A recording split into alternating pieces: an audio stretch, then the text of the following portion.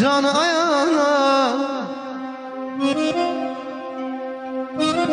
Niye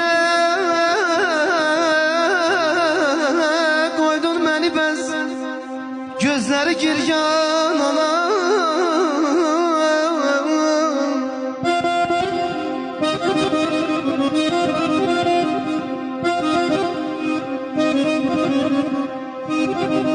Anana demeyden oy oy dilim kebap oldu gel, dilim kebap oldu gel.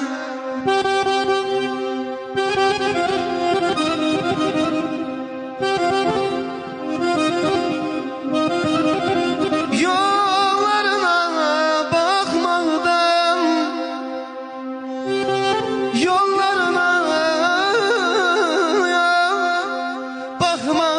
gözlerim kör oldu gel, kör oldu gel.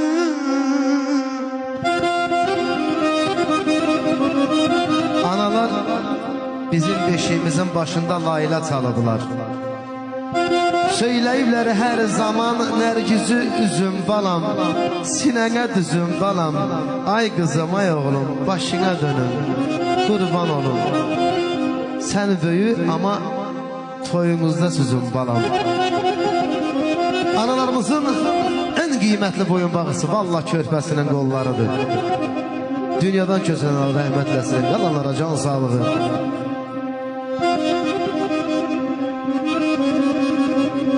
Yatmadın ey sübhe kadar, mene hezin hezin lay lay deyerdin. Laylana kurban olum anam, laylana kurban olum anam, kurban olum anam.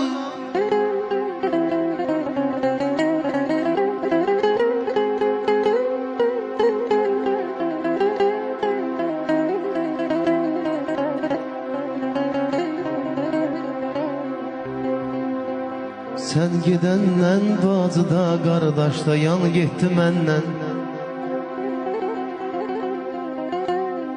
Sen gidenden bacıda kardeşda yan gitti menden. Axı seni əvəz edə bilməz bu dünyada.